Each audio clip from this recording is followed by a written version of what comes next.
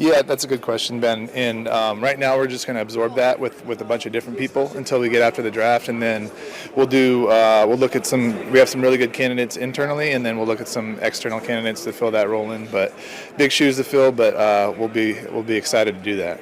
This is the second time in your tenure with the Washington Commanders that you've had to touch a little bit different situation. Mm-hmm. How are you approaching this versus Well, hopefully the same. But yeah, I mean, every time you approach everything the same, and you want to really uncover every stone and do all the work on all the different possibilities, whether that's, you stay in pick, you trade back, you trade up, and you want to be sure you have all your bases covered, because you don't know what's going to happen on draft day. If a team, wants to trade up from 27, you have to be ready for that. Like, who's going to be there at 27? Is that worth it? Or do you want to trade back, not as far, or all those things. So every process is very similar.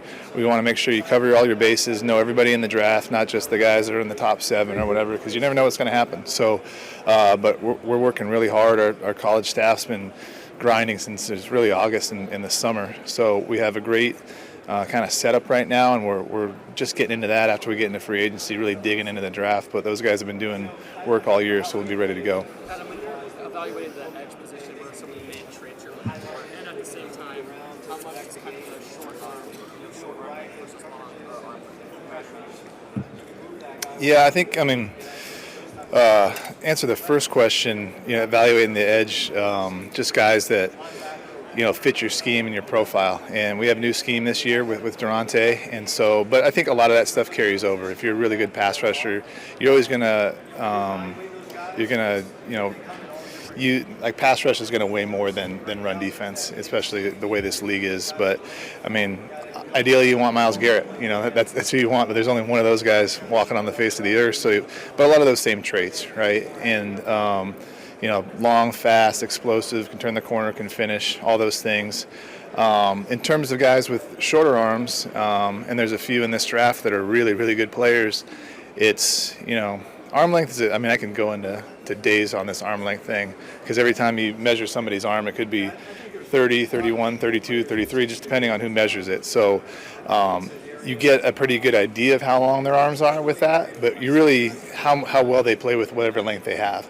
Some guys have shorter arms that play with great length and extension all the time. Some guys have really long arms that don't use their length as well. So, it's great to have that length, but it's also how they use it and how it comes out on the tape. And so some guys can excel with shorter arms by doing things differently, but, ideally you always want to err on the side of a longer person, yeah.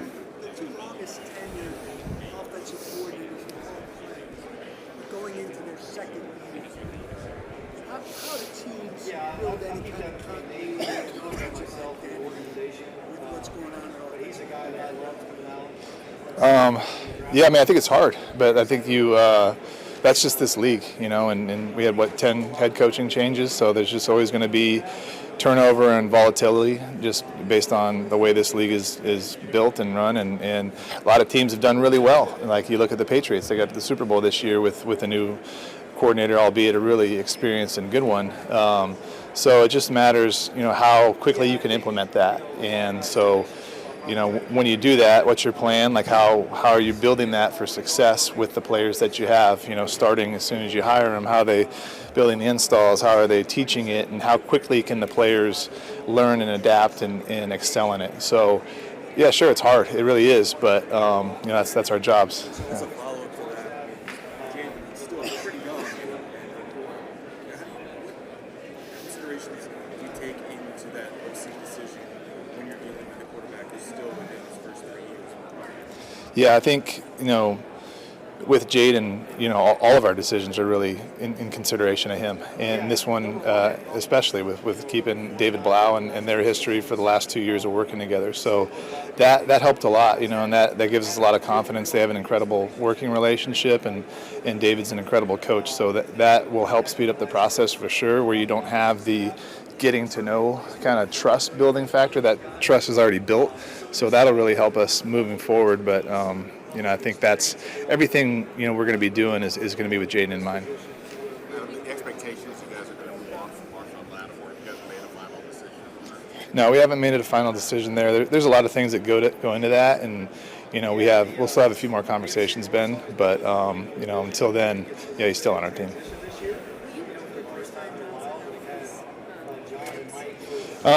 Coaching staff question. Like, I don't want to get too deep into that, but that's the plan, is to absorb that somehow, some way, whether it's internally or externally. But we've had some conversations about that, but really what we want to do is make sure we surround David Blau with as many people that can help him as possible to ensure he has every chance of success. So yeah, we'll do that. Adam, not to pick at the scab here, but with a guy like Tim walking out the door, you guys' success with finding those late round gems and those guys being such good contributors for you guys on these rosters, how do you compensate for that and kind of keep that evaluation and success rate? Yeah, that is a good question, and I think obviously it's not orthodox for a college director to leave at this time. So we will have our work to do, but I think in terms of Tim, I really, that was a personal thing for me too. When I was a college director at Denver, I got asked to go to the 49ers, which was my hometown team, and a great man by the name of John Elway allowed me to do that, and so I wanted to pay that forward, and I think Tim has more than earned that, really, with his 24 years of service to us, and so that certainly is not going to be easy, but I really have a lot of confidence in our staff to make up for the next few months at least to pick up the slack. Adam, what's the challenge for you going from what you guys are running with Joe to different systems? What's the challenge? Evaluating and bringing it just. Yeah, so that's a really good question, John, and I think it's going to be a little bit different in terms of the players we're looking at and looking for, and what we're looking for in those players. A couple weeks ago, after we hired Durante, and both him and David did an incredible job for us.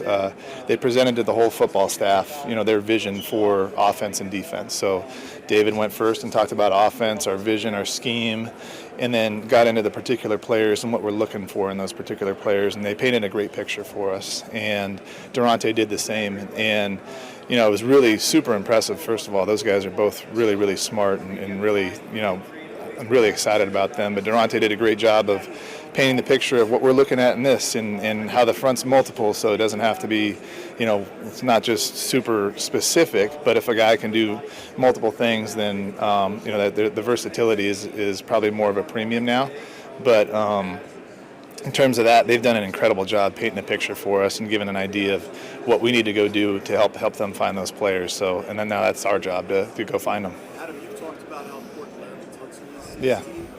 How important is it to get that done before the new league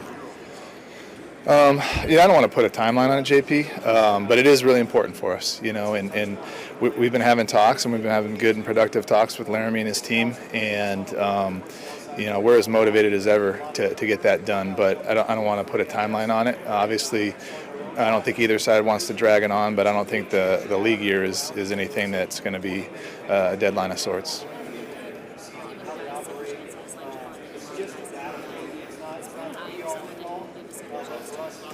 Well, Jennifer, Brandon Ayuk is a player on another team under contract, so I can't comment on that.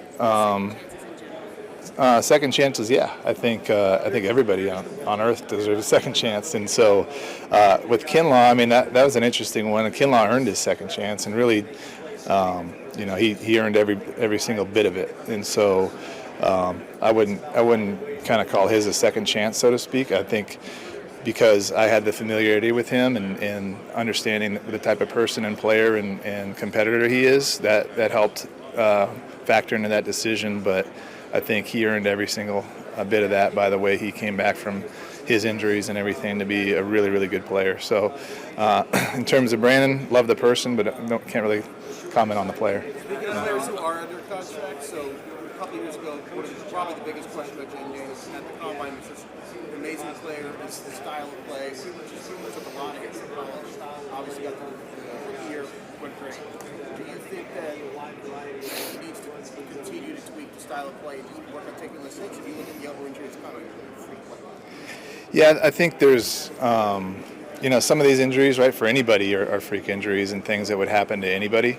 But Jaden's well aware of, just being able to protect himself and understanding the importance of that and being available. And we've talked about this a lot, but he certainly understands that. And but it's not just on Jaden; it's on all of us. It's on our scouting staff to find the receivers and the linemen and the running backs to support him, so he doesn't have to do it all himself. It's on the coaches, with the way they coach him and the plays we call him, the scheme and everything like that. So it's a team effort, but certainly it is a premium to keep him healthy for sure. To him, I couldn't put we talk about it a lot, but I don't know if there's a number on it. Adam, you were back to Laramie for a second. You were talking about how you don't want to put a deadline on it. The conversations continue. With that being said, are you determined to try to keep it out of free agency, given his position and the year he had for you guys last year, or is that not changing? Yeah, Laramie's under contract for this next year, so so he's got one more year on his contract. Yeah. Adam, speaking of taking two more.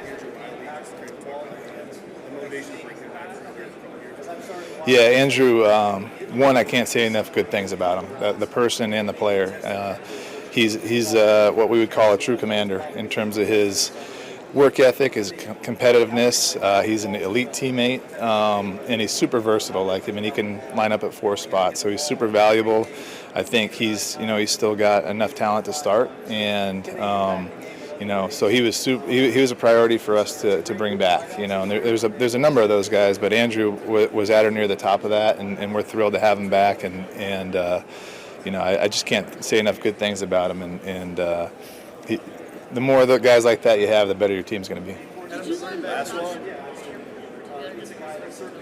Pardon me? Did you learn more about Andrew this year in terms of his versatility? Yeah, I think I learned a lot about him this year. And just the type of human being he is. We had a contract that we had to restructure last year, and the way he responded to that is better than I could ever imagine myself responding to. He is an outstanding person, a team first person, and so that was the first part. But just being around him for another year as a human being and understanding what he means to that room and to the offense in general. Just really impactful in a lot of different ways. And then obviously, you get onto the field, and a lot of it's, first it's the selflessness of going wherever we need him to go to help the team, and then 2, his talent and versatility to go to. It's really hard to move from the left to the right, from inside to outside. So you have to have a lot of talent and just really a great work ethic to be able to do that stuff. So. Couldn't be more impressed with him as a person or a player, and really honored to be working with him. All right. Thanks, AP. All right. Thanks, guys.